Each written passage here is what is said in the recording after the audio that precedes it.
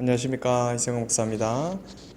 오늘은 창세기 14장부터 마지막 50장까지 아마 전체적으로 함께 살펴보도록 할 텐데요. 이제 모세를 통하여서 하나님께서 애굽에서 인도하여 내시고 모든 어려움들 가운데서도 하나님께서 10가지 재앙을 통하여서 출애굽 시키시는 놀라운 은혜를 경험하게 됩니다. 그리고 나서 이제 홍해 앞에 서게 되죠. 뒤에서는 애국 군대가 쫓아오고 앞으로는 홍해밖에 없는 상황 가운데서 하나님께서 홍해를 가르시는 놀라운 이적을 베풀어 주시고 홍해를 건너게 되는 사건이 14장에 등장하게 됩니다. 여기서 우리가 살펴볼 내용은 이 홍해를 건너는 이 이야기가 단순히 이스라엘 민족만의 그 놀라운 역사의 경험이 아니라 이후에 이것을 통하여서 사도 바울은 모든 이스라엘 민족들이 홍해를 건넌 것 같이 우리 그리스도인들도 다 세례를 받았다. 즉, 이 홍해를 건너는 사건을 세례로 비유하면서 결국 이스라엘 민족들이 이 가나안 땅에서 홍해를 건nom을 통하여서 하나님의 진정한 사람으로, 진정한 민족으로 마치 우리 그리스도인들이 그리스도인이 되고 세례를 받았던 것과 같이 그러한 상징적인 의미를 담고 있다라고 이야기를 하게 됩니다. 자, 그렇게 이제 드디어 죄악의 상징이었던 이 애굽 땅에서 이제 출애굽해서 광야 가운데로 가게 되는 것이죠. 이것이 결국 하나님을 믿고 그리스도인이 되며 특별히 우리들이 이 땅을 삶을 살아가면서 우리가 경험되어지는 이야기들이 곧 이 출애굽한 이스라엘 민족들의 이야기와 같다라고 생각해 볼 수 있겠습니다. 자, 그리고 나서 15장에 돼서는 모세의 노래가 나오고 또 이후에 미리암이 하나님을 찬양하는 노래가 나옵니다. 그리고 나서 이제 바로 이어지는 광야가 바로 스루 광야인데, 스루 광야 그 다음에 시내산 앞에 있는 시내 광야를 지나게 되는데, 여기서 몇 가지 사건이 나오죠. 특별히 15장에서는 치료하는 여호와, 결국 출애굽하면서 이스라엘 민족들에게 나는 누구인가, 내가 여호와인 줄 알게 하리라 하신 그 말씀과 같이 내가 누구인지, 출애굽한 하나님이 어떠한 분인지 가르쳐 주시게 되죠. 먼저는 치료하는 하나님, 마라의 쓴물을 단물로 바꿔주시면서 내가 너희의 그 쓰디 쓴 그 모든 것들을 치료하는 그러한 여호와임을 보여주시게 됩니다. 그리고 16장에 만나와 메추라기를 내려주시죠. 이것은 하나님께서 단순히 그냥 광야 가운데 먹을 것이 없으니까 하나님이 그냥 양식을 주신 것이 아니라 만나와 메추라기는 하나님의 말씀을 상징합니다. 특별히 이 만나는 육신의 그런 필요를 위해서 주신 것이지만 결국에는 이 만나라는 것은 곧 하나님의 말씀을 상징을 합니다. 결국 우리가 하나님의 말씀을 먹어야지만 살아갈 수밖에 없는 그런 광야 생활을 통하여서 우리도 이 땅 가운데 광야 같은 생활을 살아가면서 하나님의 말씀을 먹으면서 살아가야 된다라는 것을 일용할 양식에 대해서 말씀해 주고 있는 거죠. 자, 그리고 나서 이후에 이제 쭉 가게 되면 17장에 이제 시내 광야의 시내산 바로 앞에 있는 시내 광야에서 르비딤 골짜기에서 이 아말렉 군대를 만나게 됩니다. 이 아말렉 군대와의 싸움에서 하나님께서는 이후에 17장 15절에 여호와 니시, 승리, 여호와의 승리라는 메시지를 주시게 되는데, 이것이 하나님의 승리일 수밖에 없는 지리적인 이유가 있어요. 그건 뭐냐면 이 르비딤의 이 장소를 보면 사실상 굉장히 좁은 협곡과 같은 그런 위치에 있습니다. 그렇기 때문에 대군이었던 이스라엘 민족이 싸움을 잘 하지 못하는 대군이었던 이스라엘 민족이 이런 좁은 협곡에서 소수 정예의 아말렉 군대와 싸운다는 것은 사실상 지리적으로는 이스라엘에게 굉장히 불리한 위치였었어요. 그걸 잘 알고 있었기 때문에 이스라엘 민족들이 이 르비딤 골짜기를 지나갈 때에 아말렉이 친 거죠. 그렇죠? 왜냐하면 아무리 이스라엘 민족이 싸움을 못한다고 해도 장정만 200만인데 200만과 누가 감히 싸울 수 있겠습니까? 근데 이런 좁은 협곡에서는 당연히 이제 싸울 수 있을 인원이 되게 적기 때문에 소수의 정예인 아말렉이 당연히 이길 수밖에 없는 전쟁이죠.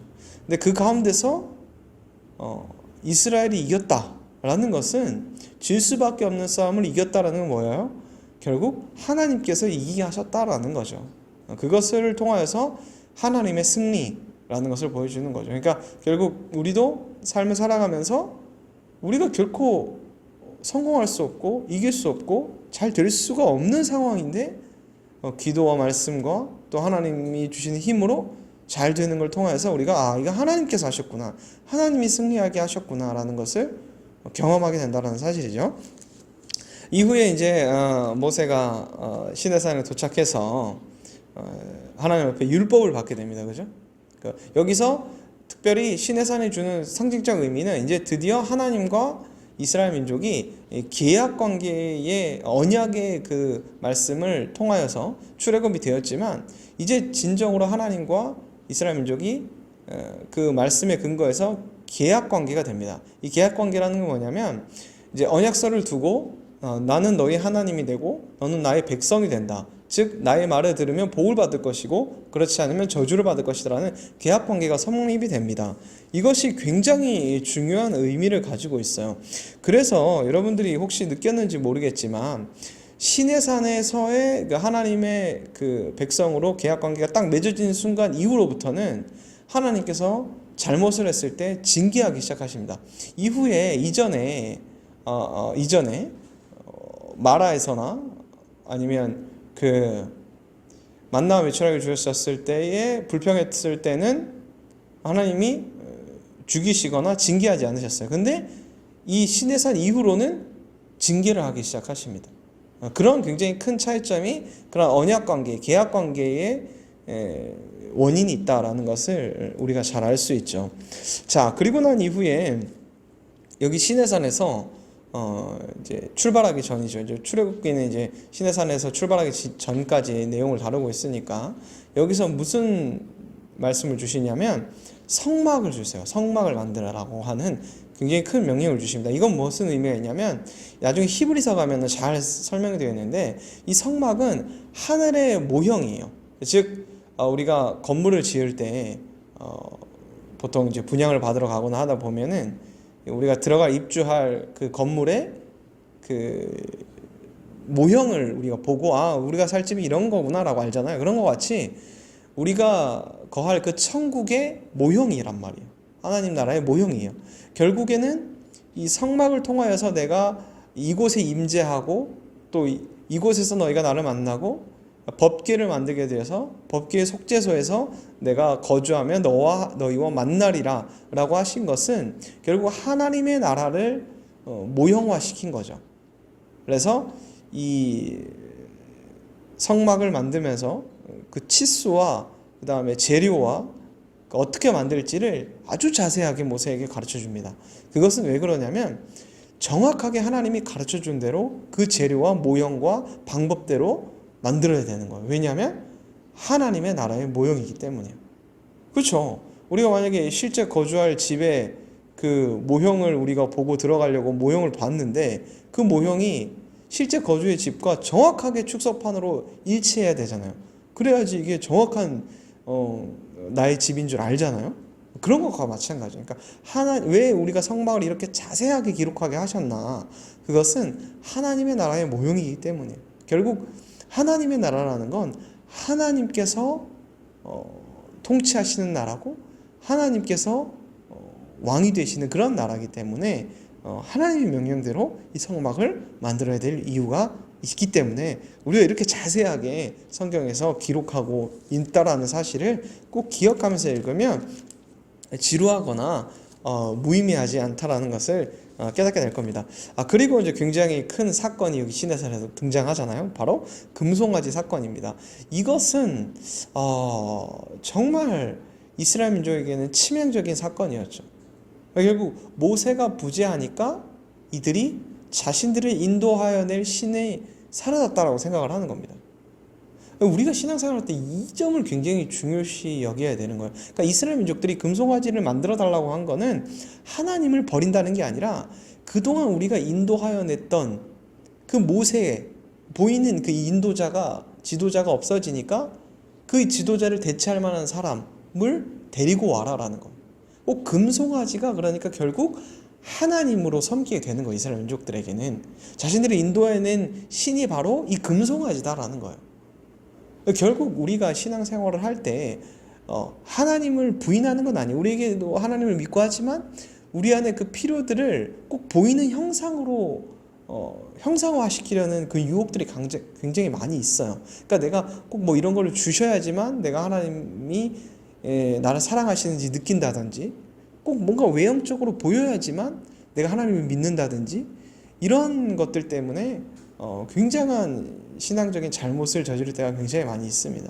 그러니까 결국에는 우리가 신앙생활을 할 때 이 금송아지 사건을 통하여서 돌이켜봐야 될 것은 하나님께서 외형적으로 보이는 것에 하나님 이게 전부다라고 생각하면 안 돼요. 그러니까 내 삶에 일어나는 모든 일들을 보면서 하나님이 이런 사람이다라는 게 아니라 하나님 그 자체를 성경 말씀 가운데서 성경 말씀이 누구이신지 하나님이 어떤 분인지를 보고 내 삶 속에 적용을 해야지, 내 삶을 보고 하나님이 이런 사람이다라고 하면 분명히 하나님을 이해할 수가 없고 하나님의 사랑을 깨달을 수가 없다라는 거죠. 그래서 우리 기독교는 경전에 근거한 말씀에 근거한 그러한 종교예요. 그러니까 결국에는 하나님의 말씀이 어떻게 이야기하시는 걸 따라가는 거지, 우리가 우리 삶을 뭐 어떻게 복되게 하고 우리 삶을 해석하기 위한 종교가 아니라는 것을 꼭 기억하시기 바랍니다. 그리고 난 이후에 이제 하나님께서 다시 실제적으로 이제 출애굽기 50장까지 마치면서 이렇게 하나님께서 성막을 지으라고 했는데 동일하게 이렇게 만들었다라고 재진술을 하게 되는 거예요. 그러니까 모세가 성막법을 들었던 말씀이 있고 그 다음에 이후에 그것을 그대로 실행하였더라 라고 똑같이 기록을 하게 됩니다. 이것을 왜 기록하냐면 하나님의 말씀을 들은 대로 그대로 시행했다라는 것을 그대로 보여주는 겁니다.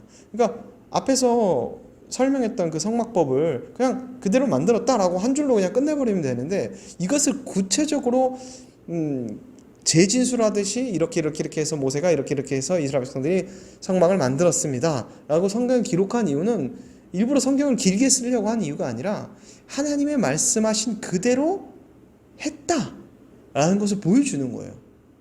그건 뭡니까? 우리가 말씀을 하나님 앞에 듣지만 그대로 행하는 것이 얼마나 중요한가. 하나님 말씀 그대로 가감하지 않고 더하거나 빼지 않고 그대로 행한다는 것이 얼마나 중요한지 성경이 이것을 통해서 이야기하고 있는 겁니다. 그래서 우리 청년들도 우리가 지금 참 힘든 시기를 살아가고 있잖아요. 이때 정말 말씀의 힘이 필요합니다. 내가 그동안 하나님 앞에 말씀을 들었던 거, 하나님이 어떤 분인지를 이 삶 가운데서 그대로 행한다는 것, 내가 들은 말씀을 그대로 삶 속에서 내 가운데 행한다는 것이 이 어려운 시기를 극복하는 유일한 방법인 줄 믿습니다. 우리 청년들이 이 말씀을 매일 묵상하면서 정말 그 마음 가운데 만나 외출하기와 같이 영의 양식이 쌓이고 그것이 여러분들을 그대로 말씀 들은 대로 살아가시면서 여러분들이 정말 이스라엘 백성들과 같이 점점 훈련받고 진정한 하나님의 백성으로 거듭나고 또 가나안 땅에 들어가는 놀라운 축복을 받았던 이스라엘 민족과 같이 하나님 주시는 복을 누릴 수 있는 청년 되기를 간절히 소망하며 축복합니다.